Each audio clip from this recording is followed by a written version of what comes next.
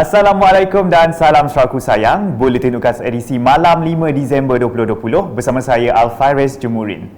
Berita utama, aspirasi Sarawak untuk menjadi negeri maju menjelang tahun 2030 semakin jelas apabila masyarakat terutamanya golongan belia terus membangun dan berkembang seiring dengan era teknologi global masa kini. Ketua Menteri Sarawak Datuk Patinggi Dr. Abang Abdul Rahman Zohari Tun Dato' Abang Openg berkata, era baru yang berteraskan kepada teknologi juga sejajar dengan dasar ekonomi digital yang diperkenalkan oleh kerajaan negeri. Malah jelasnya belia hari ini merupakan generasi yang prihatin dan mahir dengan penggunaan teknologi digital. Apabila kerajaan kita memperkenalkan dasar ekonomi digital, ia adalah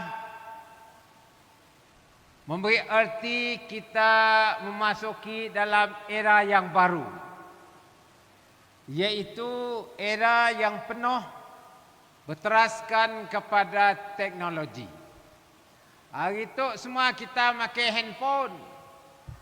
Saya nanggar Hafiz berlagu, kita juga main handphone dengan apinya. Bermakna belia hari ini adalah masyarakat yang prihatin dan tahu dengan kegunaan teknologi. Ini bermakna kita telah mengenalkan apa disebut sebagai device teknologi. Saya rasa bahawa masa depan kita menuju ke arah 2030 sebagai negeri yang maju, insya-Allah akan tercapai dengan belia yang cergas saya lihat pada hari ini. Ketua Menteri berkata demikian ketika berucap semasa perasmian Hari Belia Peringkat Negeri Sarawak tahun 2020 di Kompleks Sukan Asajaya hari ini. Tambah beliau, Sarawak turut tidak ketinggalan dalam arus kemodenan teknologi dengan turut menceburi sukan yang berasaskan digital iaitu e-sport yang semakin diminati ramai. 3 hari yang lepas ada sukan baru diperkenalkan iaitu e-sport. Selalunya negara macam Korea ada e-sport. Tapi Sarawak tidak ketinggalan di dalam sukan yang berasaskan digital. Sementara itu, Ketua Menteri turut menyampaikan anugerah Belia Negeri Sarawak bagi tahun 2020 kepada 3 pemenang sebagai tanda penghargaan dan pengiktirafan kerajaan terhadap pencapaian dan sumbangan mereka di Bumi Kenyalang.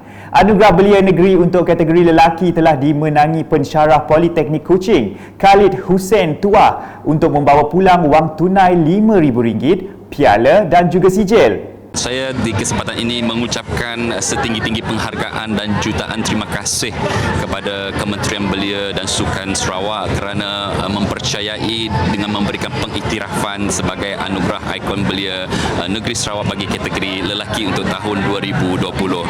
Jadi di kesempatan ini juga saya ingin menyarankan kepada para belia di Sarawak, walaupun kita menghadapi pandemik COVID-19, ia tidak akan mematahkan semangat kita untuk terus memperselahkan personaliti kita kerana banyak aktiviti-aktiviti yang boleh dilakukan secara atas talian yang dapat mempertingkatkan lagi kemahiran insaniah kita.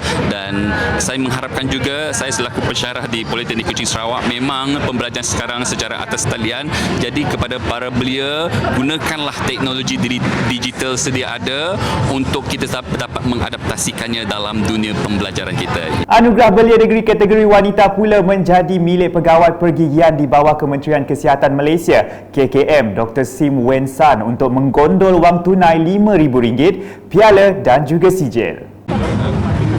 Okay, first of all, I'd like to thank the Ministry of Youth and Sport Sarawak for this recognition. It's really a privilege and honor. I didn't expect to get this award, but yeah, really thank God and thank the wonderful people He put around me who have helped me throughout this journey. We have successfully organised many outreach programs, which we are very passionate about at the Malaysian Dental Association Eastern Zone. Yeah, so in these programs, we actually provide oral health care to the rural communities in Sarawak. And because Malaysian Dental Association Eastern Zone covers not only Sarawak but Sabah and Labuan, we also do community programs in the rural areas in Sabah as well. So we have committee there to help us do outreach programs there. And then here we have our local committee to organize these programs. Manakala Angkatan Belia Islam Malaysia ABIM Negeri Sarawak menerima anugerah Belia Negeri bagi kategori persatuan sekaligus membawa pulang wang tunai RM10,000, piala dan juga sijil.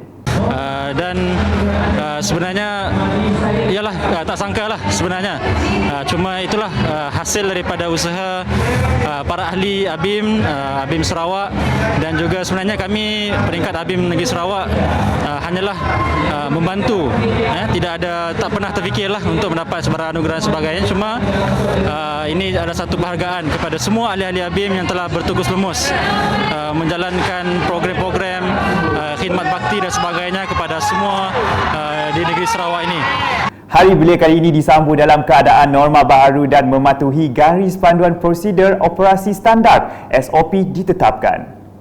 Berita selanjutnya, peranan Jawatan Kuasa Kemajuan dan Keselamatan Kampung JKKK akan terus diperkasakan melalui pengenalan garis panduan pengurusan JKKK baru yang diluluskan Jabatan Ketua Menteri Sarawak pada 24 September 2020. Ahli Dewan Undangan Negeri Adun Balingian Abdul Yaakob Arbi menjelaskan garis panduan ini dihasilkan agar institusi JKKK berupaya menjadi jentera pelengkap kepada sistem pentadbiran Kerajaan Negeri Sarawak. Bengkel pemerkasaan community policing adalah lebih fokus untuk memperkasakan JKKK kita. Tuan-tuan, puan-puan, didedahkan dengan perkongsian daripada pejabat daerah Mekah menerangkan tentang surat perkeliling bilangan nombor 19/2020 garis panduan pengurusan JKKK yang terbaru. Garis panduan ini dihasilkan agar institusi JKKK berupaya menjadi jentera pelengkap kepada sistem pentadbiran Kerajaan Negeri Sarawak. Berucap semasa program pemekasaan kepolisan Komiti Peringkat Daerah Kecil Balingian pada Jumaat, Abdul Yaakob turut menekankan peranan dan tanggungjawab JKKK sebagai pemimpin dalam mendukung hasrat serta menyampaikan dasar-dasar kerajaan kepada penduduk kampung. Di Dun Tanjung Datu pula, sebanyak 21 pertubuhan bukan kerajaan NGO dan 5 orang pelajar yang akan melanjutkan pelajaran ke Institut Pengajian Tinggi menerima geran tahunan projek kecil luar bandar Sarawak MRP berjumlah keseluruhan RM91,100. Pada majlis penyerahan di Dewan Serbaguna Mahligai Gading Lunduk pada Jumaat, Ahli Dewan Undangan Negeri Sarawak Adun Tanjung Datuk, Datuk Amar Jamilah Anu berharap geran tersebut digunakan dengan sebaiknya. Pada majlis itu juga, Datuk Amar Jamilah turut menyumbang pokok Christmas kepada pemancar Benjamin Gersit Jais yang mewakili masyarakat Dayak Tanjung Datuk sempena sambutan Christmas yang akan disambut tidak lama lagi. Balik ke laporan harian COVID-19 dengan kes keseluruhan di Sarawak hari ini meningkat kepada 1,068 susulan 1 kes baru direkodkan di daerah lawas. Menurut kenyataan media Jawatan Kuasa Pengurusan Bencana Negeri JPBN Sarawak, lelaki tersebut dikesan positif melalui saringan individu balik dari kawasan berisiko tinggi iaitu Sabah. Kenyataan itu turut memaklumkan 2 kluster diisytiharkan tamat pada hari ini iaitu kluster Baki dan kluster Seladah di daerah Kuching. Manakala 4 lagi kluster masih aktif di Kuching iaitu kluster Besi, kluster Jalan Abel, kluster Green Hill dan kluster Wisma Seberkas. Selanjutnya, penduduk di kawasan luar bandar di Sarawak digesa untuk meneruskan pembelajaran sepanjang masa. Menurut Ketua Unit Perpustakaan Majlis Daerah Marudi Ulau Imang, sesi pembelajaran sama ada secara formal atau tidak formal tiada noktahnya. Semasa Bengkel Inklusiviti Digital 2020 dan InnoWest di Ridap Kampung Sungai Pasir Marudi pada Jumaat, beliau menjelaskan bengkel tersebut bertujuan mendedahkan penduduk kepada penggunaan teknologi maklumat dan digital bagi memudahkan pembelajaran mereka. Sementara itu, tuai rumah Ridap menyeru anak buahnya supaya mengambil manfaat daripada penganjuran bengkel tersebut. Sekian edisi malam bersama saya Al-Faris Jemurin dan kru penerbitan. Berita lebih lanjut boleh didapati di semua platform media sosial UKAS termasuk portal ukas.sarawak.gov.my dan pastikan anda subscribe UKAS channel di YouTube. Salam UKAS.